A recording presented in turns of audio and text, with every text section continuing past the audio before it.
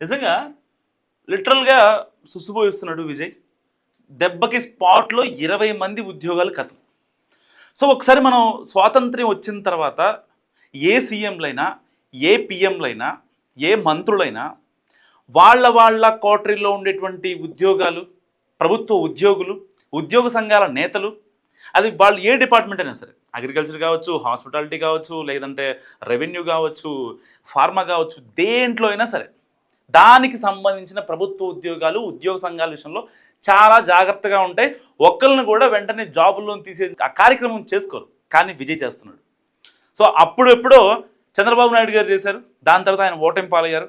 And అవన్నీ history తెలుసుకున్నటువంటి విజయ్ అయినా సరే స్పాట్లో 20 మందిని తీశాడు. నిజంగా గట్స్ ఉండాలి. 20 మంది ఉద్యోగుల్ని ఒక హాస్పిటల్ నుంచి తీసేయాలంట. ఎందుకంటే రేపొద్దున కరెక్ట్గా వాళ్ళని సస్పెండ్ చేసిన వాళ్ళు, లేకపోతే వాళ్ళని బయటికి పంపించేసిన 24 అవర్స్లో డాక్టర్లు విధుల్లో ఉండాలి. ఏ పారిశుద్ధ్యమో లేదంటే ఇంకేదో డిపార్ట్మెంట్ అంటే చెల్లుతుంది, కానీ హాస్పిటల్ అంటే చెల్లదు. ఒక హాస్పిటల్లో 20 మంది వెళ్ళిపోయారంటే మామూలు విషయం కాదు. అలాంటిది విజయ్ చేశాడు. సో ఇంకోటి ఏంటంటే, అంటే నారు పోసిన వాడికి నీరు పోయటం తెలియదా అంటారు కదా, సామెత ఉంటుంది తెలుగులో. సో ఎగ్జాక్ట్గా అదే సామెత ఇప్పుడు విజయ్ విషయంలో చాలా అంటే నీట్గా యాప్ట్ అవుద్దని చెప్పాలి. సో ఇప్పుడు 20 మంది ఉద్యోగాలు తీశాడు కదా, అదే ప్లేస్లో 41 మందికి ఉద్యోగాలు ఇచ్చాడు.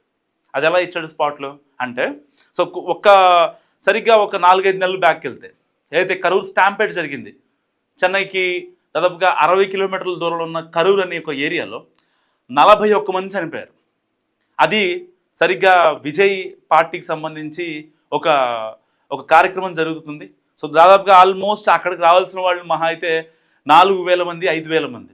కానీ విజయ్ వస్తున్నాడని చెప్పి పక్క జిల్లాల నుంచి కూడా చాలామంది వచ్చారు. సరిగ్గా 15,000 మంది వచ్చారు ఐ థింక్.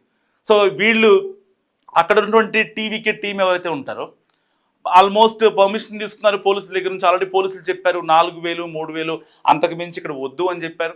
సో అనూహ్యంగా జనాలు వేరే పక్క ఊర్ల నుంచి, జిల్లాల నుంచి వచ్చేసరికి ప్లేస్ సరిపోలేదు.